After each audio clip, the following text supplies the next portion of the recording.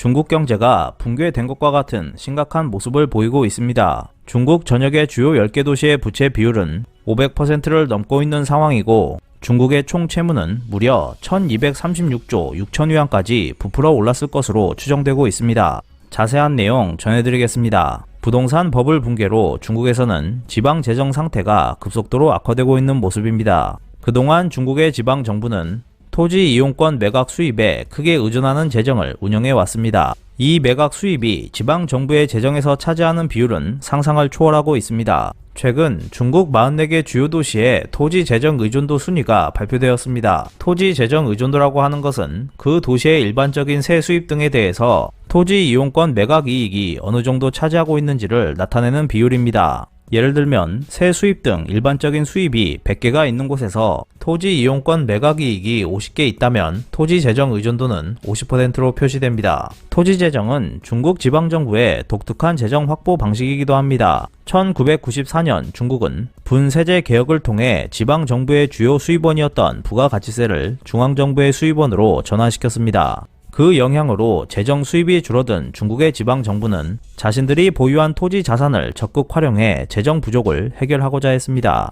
그 결과 나타난 것이 토지 재정입니다. 중국의 지방 정부들은 이 토지 재정을 통해 도시 인프라 건설에 필요한 자금 등을 충당하고 있습니다. 2020년에 이 토지 재정 의뢰도가 가장 높았던 도시는 광둥성에 있는 인구 약 600만 명의 포산시였습니다. 현재 포산시의 토지 재정 의뢰도는 180%에 이르고 있습니다. 그리고 중국의 주요 44개 도시 중 토지 재정 의존도가 100%를 넘는 곳은 20개 도시로 거의 절반에 달하고 있는 실정입니다. 헝다그룹 등 부동산 개발업자들의 잇따른 파산에서 볼 수 있듯이 이제 중국에서 부동산 개발은 민간 기업이 할 수 없게 되었습니다. 버블 붕괴를 목전에 두고 매입해봤자 팔 수 있을 것이라는 전망도 보이지 않을 뿐더러 인기가 높은 토지는 벌써 매각이 끝나버렸고 남은 것 중 판매하려는 토지는 찾아보려고 해도 뚜렷한 장소는 거의 남아있지 않는 상태이기 때문입니다. 사정이 이렇다 보니 토지 이용권 매각 수입에 의존하던 중국의 지방정부는 심각한 재정난에 빠져버렸습니다.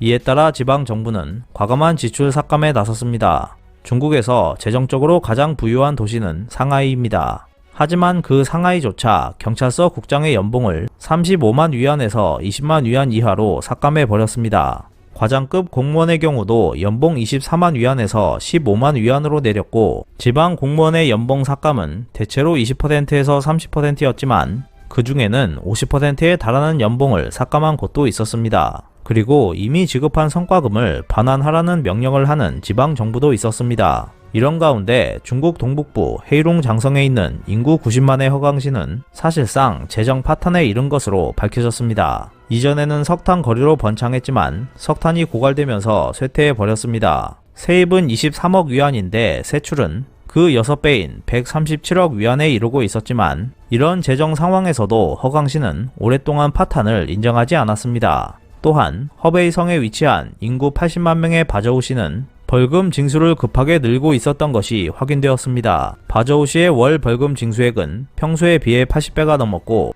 이를 알게 된 중앙정부는 부당한 벌금을 환수하겠다고 명령해 버렸습니다. 바저우시가 벌금을 급격하게 늘린 이유는 쉽게 짐작할 수 있을 것입니다. 재정이 궁핍해지자 조금이라도 그 상황을 해결하려고 벌금 징수를 무리하게 진행한 것입니다. 지난 2021년 10월 포털 사이트인 텐센트 재경 등이 발표한 중국의 도시 부채 비율 순위에서 86개 주요 도시 중 가장 부채 비율이 높은 곳은 구이저우성에 위치한 인구 350만 명의 구이양시였습니다. 구이양시의 부채 비율은 무려 929%에 달했습니다. 그리고 상위 10개 도시의 부채 비율은 500%를 넘었습니다. 리먼 쇼크 당시 중국 정부는 4조 위안에 이르는 재정 지출을 실시하면서 이러한 상황을 흡수한다고 하는 대담한 조치를 실행했습니다. 하지만 사실 이때 중국 정부는 이 재정 지출을 실시하는 재정적인 증명은 없었습니다. 그래서 중앙정부는 이 재정 지출을 지방정부에 떠넘겼습니다. 지방정부는 융자평대로 불리는 투자회사를 세워 지방정부에 귀속되는 토지를 담보로 자금을 차입해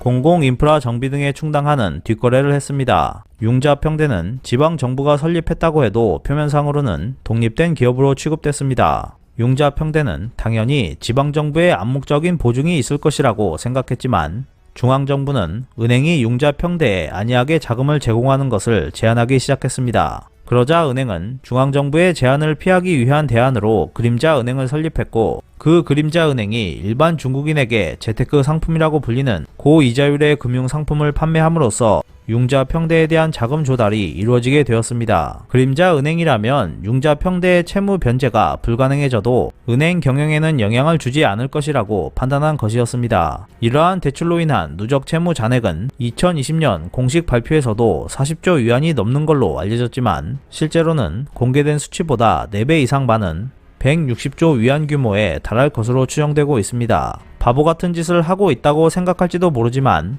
중국의 채무 상황은 상상을 초월할 정도로 큰 규모에 이르고 있습니다. 즉, 중국 경제는 붕괴되고 있다고도 할 수 있습니다. 주룽지 전 중국 총리의 아들이자 중국 금융계의 실력자인 주윈 라이는 지난 2018년에 열린 클로우즈 회동에서 중국의 총 채무가 2017년 말 기준 669조 위안에 이를 것이라고 밝힌 바 있습니다. 주윈 라이는 중국의 채무가 연율 16.6%로 증가해온 것을 지적하고 있었으므로, 만약 같은 비율로 2017년 말부터 2021년 말까지 4년간 계속 증가하고 있었다고 한다면 중국의 총 채무는 무려 1236조 6천 위안까지 부풀어 올랐을 것이라는 계산이 나옵니다. 이 금액을 염두에 두면 융자 평대의 누적 채무 잔액이 160조 위안이라고 해도 크게 느끼지 못할 것입니다. 그리고 이 융자 평대가 아는 채무도 원래는 지방정부의 채무라고 생각해야 하지만 지방정부의 채무에서는 분리되어 처리되고 있습니다. 이러한 채무를 모두 합치면 중국 지방정부의 채무가 심상치 않은 수준에 이르렀음을 알 수 있을 것입니다. 중국 정부는 지금까지 채무를 확대하는 것으로 여러가지 문제를 해결해 왔습니다. 하지만 더 이상 채무를 확대할 수 없는 환경에 들어가게 되면 단번에 무너지기 시작할 것입니다. 그 전체 구조의 일부가 이러한 지방정부의 재정 문제로 나타나고 있는 것입니다. 중국 공산당이 가지는 경제 컨트롤 능력에 신뢰를 보내는 생각이 아직도 주류로 자리 잡고 있지만, 채무 확대에 따른 문제를 더 이상 보류할 수 없게 될 수도 있다는 것을 간과해서는 안 될 것입니다. 중국 경제는 확실히 붕괴 과정에 접어들었고 앞으로도 여러가지 모순이 드러나게 될 것입니다. 한국 경제의 중국 의존도는 날로 커져가고 있습니다. 이는 중국의 위기가 왔을 때 한국에도 큰 충격으로 다가올 수 있다는 것을 의미합니다. 한국은 이러한 중국발 충격에 대비할 수 있는 여러가지 가상 시나리오를 준비해 두어야 할 필요가 있을 것으로 보입니다. 오늘 준비한 소식은 여기까지입니다. 끝까지 시청해주셔서 감사합니다. 여러분의 좋아요와 구독은 영상 제작에 큰 힘이 됩니다. 앞으로도 피커TV에 많은 관심 부탁드리겠습니다. 오늘도 즐겁고 멋진 하루 보내세요. 다음 영상에서 뵙겠습니다.